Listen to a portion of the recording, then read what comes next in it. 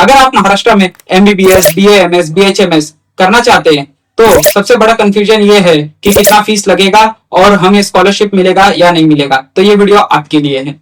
इस वीडियो में मैं किसी भी कॉलेज का फेक इंफॉर्मेशन नहीं दूंगा, सब ऑथेंटिक रहेगा और सारे कॉलेज वाइज में फीस स्ट्रक्चर, कैटेगरी, रिजर्वेशन, किस रिजर्वेशन पे कौन सा फीस लगेगा, जैसे EBC है, EWS है, ये ईच एंड एवरीथिंग, OBC को कितना फीस लगेगा, SC ST को कितना लगेगा, ओपन जनरल कैटेगरी में कितना लगेगा, कितना स्कॉलरशिप मिलेगा या नहीं मिलेगा, ये सब मैं इस वीडियो में डिस्कस करूंगा।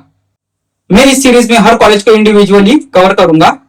ट्यूशन फी कितना है, हॉस्टल फी, बाकी चार्जेस कितने हैं, किसी कैटेगरी में कितना फीस लगता है, स्कॉलरशिप के बाद अप्रोक्सीमेटली कितना फीस भरना पड़ेगा, कितना नहीं भरना पड़ेगा हमको। मैं कोशिश करूंगा कि इंफॉर्मेशन ऑफिशियल रहे, सोर्स और लेटेस्ट अपडेटा के साथ रहे, क्योंकि बहुत से यूट्यूबर्स है वो प्रोवाइड करते हैं 2021, 2022, 2023 का, जो कि अभी बहुत से कॉलेजेस में फीस बढ़ी भी है। जैसे फॉर एग्जांपल तासगांव का ये सब कॉलेज में फीस डाउनग्रेड भी हुई, फीस कम हुई है। तो मैं जितने भी हो सकते हैं वो सारे चीजों को ऑथेंटिक रखना चाहूंगा और जो अभी लगने वाला है वो सारी फीस को बताऊंगा अपने कॉलेज में, जिससे कि आप डिसीजन कॉन्फिडेंटली ले सकें। चलिए अब हम बिना टाइम वेस्ट किए देखते हैं डॉक्टर NY तासगांव का institute of medical science and research centre का complete fees structure, reservation, hostel fees और ये सभी चीजें को हम इसमें डिस्कस करने वाले, कितना लगने वाला है। यह है डॉक्टर NY तासगांव का इंस्टीट्यूट ऑफ मेडिकल साइंस का फीस स्ट्रक्चर। मैंने इसके वेबसाइट पे से इसको डाउनलोड किया है।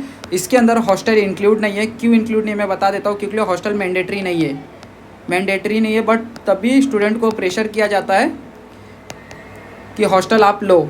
तो हॉस्टल जो नहीं लेना चाहता नहीं ले सकता। और हॉस्टल में बता देता हूँ, पिछले साल तक हॉस्टल का फ़ीस था 4,50,000, 4.5 लाख रुपये हॉस्टल फ़ीस था।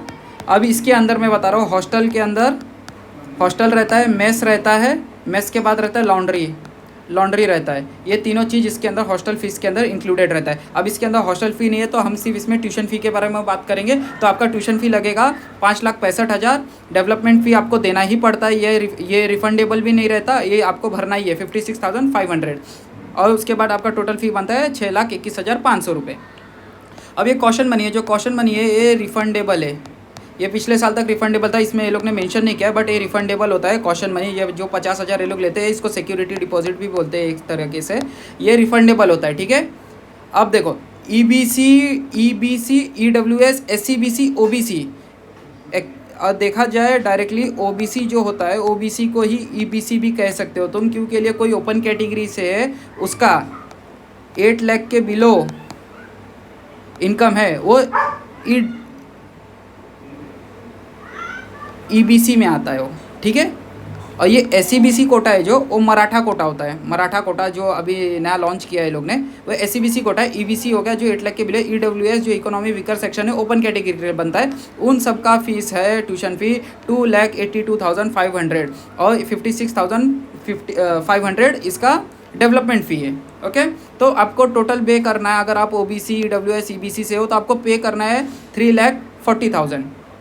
ठीक है, 3,40,000 प्लस कॉशन मनी जो कि रिफंडेबल है। तो देखा जाए तो आपका यही पेमेंट करना है, आपको ये पेमेंट नहीं करना है। वो लोग क्या बोलेंगे, महा DBT से आपको पैसा आ जाएगा, तो वो नहीं करना है हमको पेमेंट ही इतना करना है। महा DBT से कॉलेज को पैसा आएगा। अगर आपके पास इनकम सर्टिफिकेट है, कास्ट सर्टिफिकेट है या EWS सर्टिफिकेट है तो आपको, या SCBC सर्टिफिकेट है तो आपको इतना ही फ़ी भरना और ये भरना है आपको। ठीक है, कॉशन मनी। अगर आप VJNT SBC कैटेगरी से बिलोंग करते हैं तो आपके लिए तो फ़ी ही नहीं है, आपका फ़ी 0 रहता है, आपको कोई फ़ी नहीं देना, आपको बस डेवलपमेंट फ़ी देना है जो 56,500 है, और कॉशन मनी देना है जो कि रिफंडेबल है। SC ST के लिए क्या है, SC ST के लिए 000, SC ST को कुछ नहीं देना है, उनको 50,000 सिर्फ सिक्योरिटी डिपॉजिट देना है जो कि उनका रिफंडेबल है। अब बताता हूँ, ये जितने भी ये जो स्कॉलरशिप है वो सिर्फ ट्यूशन फ़ी के ऊपर अप्लाई होते हैं, ट्यूशन फ़ी के ऊपर स्कॉलरशिप अप्लाई होता है, डेवलपमेंट फ़ी के ऊपर नहीं होता, कॉशन मनी के ऊपर नहीं होता स्कॉलरशिप को ही अप्लाई। अगर आप SC कैटेगरी से हो तो भी आपको कॉशन मनी देना है, अगर आप SCBC से हो, EWS है, आपका EBC है तो भी आपको कॉशन मनी देना है, VJNT है तभी आपको कॉशन मनी देना है इसके अंदर।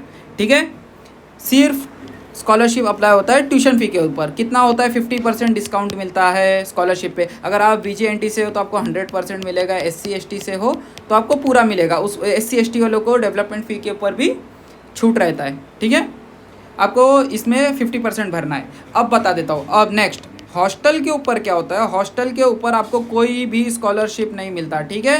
हॉस्टल के ऊपर कोई स्कॉलरशिप नहीं मिलेगा। फॉर एग्जांपल हॉस्टल का फीस 4 लाख है तो आपको 4 लाख पूरा भरना है, ठीक है। और उसमें ऐसा नहीं कि 2 लाख रुपए ही लगेगा आपको हॉस्टल फी, आपको पूरा पैसा भरना है हॉस्टल का। 4 लाख है तो 4 लाख पूरा भरना है, उसके अंदर कोई स्कॉलरशिप आपको नहीं मिलता। स्कॉलरशिप वही मिलता है थोड़ा बहुत, जो 10-11 हज़ार रुपये का जब आप ये भरने जाओगे, महा डीबीटी भरोगे, जो कॉलेज वाले ही भर के दे देते हैं, तो उसके अंदर आपको थोड़ा डिस्काउंट मिल जाता है 10-12 हज़ार का, उससे ज़्यादा नहीं। और एग्ज़ाम फॉर्म का फ़ीस भी रिटर्न आता है स्टूडेंट को, ठीक है। एग्ज़ाम फॉर्म का फ़ीस स्टूडेंट को रिटर्न आता है, वो जब आप एग्ज़ाम देने जाओगे यूनिवर्सिटी का, तो उसके अंदर आपको एग्ज़ाम फ़ी रिटर्न आएगा। तो यही है डॉक्टर NY तासगांव का इंस्टीट्यूट का फ़ी स्ट्रक्चर, ओके। अगर ये इन्फॉर्मेशन आपको यूजफुल लगी है तो लाइक करें और सब्सक्राइब करें और कमेंट करें। अगर आपको कोई और कॉलेज का भी फीस स्ट्रक्चर जानना है तो मैं इस सीरीज के अंदर सारे कंप्लीट जितने भी महाराष्ट्र में हो सकता है मेरे से, उन सारे कॉलेज के ऊपर वीडियो बनाऊंगा कि इनकी फीस कितनी है और कितना स्कॉलरशिप मिल सकता है हमें महाराष्ट्र में। और कोई बाहर से आ रहा है प्राइवेट कॉलेज में कितना फीस लगता है महाराष्ट्र के MBBS BA MS BHMS के, तो मैं सारी चीज यहाँ पे बताऊंगा। Thank you.